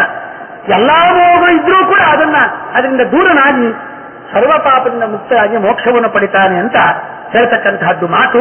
ಹಾಗಾಗಿ ಮೋಕ್ಷೋಪಯೋಗಿಯಾದ ಜ್ಞಾನವನ್ನೂ ಕೂಡ ಇಲ್ಲಿ ಸರ್ವಲೋಕ ಮಹೇಶ್ವರಂ ಅಂತ ಲೋಕ ಮಹೇಶ್ವರಂ ಅಂತ ಹೇಳುವ ಮೂಲಕ, ಲೋಕ ಅಂದ್ರೆ ಮುಕ್ತರಿಗೆ ಎಲ್ಲವರಿಗೂ ಭಗವಂತ ನಿಯಾಮಕನಾಗಿದ್ದಾನೆ. ಸ್ವಾರಸ್ಯ ಅಂದ್ರೆ ಬೃಹದಾರಣ್ಯಕ ಉಪನಿಷತ್ ಭಾಷೆಯಲ್ಲಿ ಇನ್ನೊಂದು ಅರ್ಥ ಉಂಟು. ಲೋಕ. ನಮಗೂ ದೇವರಿಗೆ ಏನ್ರಿ ಸಂಬಂಧ? ಮೋಕ್ಷಕ್ಕೆ ಹೋದ ನಂತರ ನಮ್ಮ ಸ್ವರೂಪ ಆಗಿರಬಾರ್ದು, ಮತ್ತು ನಮಗೆ ದೇವರಿಗೆ ಏನು ಸಂಬಂಧ? ಅವನು ಯಾಕೆ ಅಗತ್ಯ ಇದೆ ಅಂತ ತಿಳ್ಕೊಳ್ಬೇಡಿ. ಲೋಕ ಲೋ, ಸಂಸಾರ ಯಾರಿಗೆ ಮುಕ್ತವಾಗಿದೆ ಅವರು ಲೋ. ಅವರ ಕ ಅಂದ್ರೆ ಸುಖ. ಸಂಸಾರ ಯಾರಿಗೆ ಲೋಪ ಆಗಿದೆ ಮುಕ್ತರು, ಅವರ ಕ ಅಂದ್ರೆ ಸುಖ. ಅದಕ್ಕೆ ಈಶ್ವರ ಅವನು. ಅಲ್ಲಿ ಹೋದಂತರೂ ಕೂಡ ನಮ್ಮ ಅನುಭವಕ್ಕೆ ಬರಬೇಕಾದ್ರೆ ಆನಂದ, ಆ ಅನುಭವ ಶಕ್ತಿಯನ್ನು ಕೊಡುವವನು ಯಾರು? ಆ ದೇವರೇ. ಇಲ್ಲ ನಮಗೆ ಆನಂದದಷ್ಟ ಮುಕ್ತಾನ ಲೋ, ಸಂಸಾರ ಲೋಪ ಆದ ಮುಕ್ತರಿಗೂ ಕೂಡ ಸುಖವನ್ನ, ಸುಖಕ್ಕೆ ಸ್ವಾಮಿಯಾಗಿ, ಸುಖ ಅಂದ್ರೆ ಉಪಲಕ್ಷಣ, ಜ್ಞಾನ ಎಲ್ಲದಕ್ಕೂ ಸ್ವಾಮಿಯಾಗಿ ನಿಂತು ದೇವರು ಭಗವಂತ ನಮಗೆ ಅನುಗ್ರಹ ಮಾಡ್ತಾನೆ. ಮಧ್ವಾಚಾರ್ಯರ ದೃಷ್ಟಿಯಿಂದ ಬೃಹದಾರಣ್ಯಕ ಉಪನಿಷದ ಭಾಷ್ಯದಿಂದ ಲೋಕ ಶಬ್ದಕ್ಕೆ ಹೀಗೂ ಒಂದು ಅರ್ಥವನ್ನು ಮಾಡಬಹುದು. ಯಾಕೆ ಒಬ್ಬೊಬ್ಬರ ಸುಖ ಉತ್ತಮೋತ್ತಮ ಸುಖ, ಚಿಕ್ಕ ಚಿಕ್ಕ ಅವರ ಸುಖಕ್ಕೆ ಬಿಂಬ ರೂಪ ಆಗಿ ಆಶ್ರಯ. ನೀರಂ ಸುಖಂ ಕೈಚ್ಚುಕ್ತ ಪುಲ್ಲಿಂಗ ಬಂದ್ಬಿಡತ್ತಂತೆ. ಇನ್ನೊಬ್ಬರನ್ನು ಚಿಕ್ಕ ಚಿಕ್ಕವರ ಸುಖಕ್ಕೆ ಸ್ವರೂಪದಲ್ಲಿ ದೊಡ್ಡ ದೊಡ್ಡವರಾದ ಬಿಂಬಭೂತರಾದವರ ಮುಕ್ತರ ಸುಖ ಎಂದು ಆಶ್ರಯವಾಗಿ ಬಿಂಬ ರೂಪವಾಗಿ ಆಶ್ರಯವಾಗಿರುತ್ತೆ. ಅಲ್ಲಿ ತಾರತಮ್ಯಕ್ಕೆ ಒಡೆಯ ಪರಮಾತ್ಮಪ್ಪ. ಹಾಗಾದ್ರೆ ಪ್ರತಿಯೊಂದು ಮೋಕ್ಷಕ್ಕೆ ಹೋದ ನಂತರ ಕೂಡ ನಮ್ಮಲ್ಲಿ ಜ್ಞಾನ, ಶಕ್ತಿ, ಆನಂದ ಎಲ್ಲವೂ ಉಳಿದು ಅದು ನಮ್ಮ ಅನುಭವಕ್ಕೆ ಬರಬೇಕಾದ್ರೆ ಅದನ್ನು ಅನುಗ್ರಹ ಮಾಡುವನು, ಅದರ ಅಸ್ತಿತ್ವವನ್ನು ಉಳಿಸಿ ಅದಕ್ಕೆ ನಮಗೆ ಅನುಭವಕ್ಕೆ ಬರುವಂತೆ ಮಾಡುವನು ಪರಮಾತ್ಮ. ಆನಂದದಚ್ಚ ಮುಕ್ತಾನಾಂ ಸಹೇಬೇಕು ಅನಾರ್ಧನ ಅಂತ ಇಂಥದ್ದನ್ನು ಸರಿಯಾಗಿ ತಿಳ್ಕೊಂಡ್ರೆ ನಮ್ಮ ಎಲ್ಲಾ ಪಾಪದಿಂದ ಬಿಡುಗಡೆ ಆಗತ್ತೆ, ಅಂದ್ರೆ ಮೋಕ್ಷ ಆಗತ್ತೆ ಅಂತ ಅರ್ಥ. ಇಷ್ಟು ಸಾಕು. ನಾಳೆ ಆ ವಿಭೂತಿ ರೂಪಗಳು ಹೇಳೋಕ್ಕಿಂತ ಮೊದಲು ಕೆಲವೊಂದು ವಿಶಿಷ್ಟವಾದ ಪದಾರ್ಥಗಳಿಗೆ ಭಗವಂತ ಕಾರಣ, ಅದು ಯಾವ ಪದಾರ್ಥಗಳಿಗೆ ಭಗವಂತ ಕಾರಣ ಅಂತ ತಿಳಿಸಿ ಮುಂದೆ ಯಾವ್ಯಾವ ಇದರಲ್ಲಿ ವಿಶೇಷ ವಿಭೂತಿ ರೂಪಗಳಿದೆ ಅಂತ ನೋಡೋಣ. ಇವತ್ತಿನ ಉಪನ್ಯಾಸಕ ಮಾಲಿಕೆಯನ್ನು ಕೃಷ್ಣಾರ್ಪಣ.